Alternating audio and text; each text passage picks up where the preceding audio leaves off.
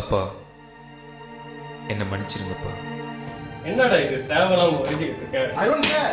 அவன் என்னமோ படம் வரைஞ்சிக்கிட்டு இருக்கான். நீங்க எதுவுமே பேசாதீங்கண்ணே. என்ன நீ எது தெரிவித்து பேசிக்கிட்டு இருக்க? எத்தனை அப்படின்னே சொல்லுங்க, எனக்கு ஞாபகம் இருக்குண்ணே. பாருடா அப்பா, பாருடா.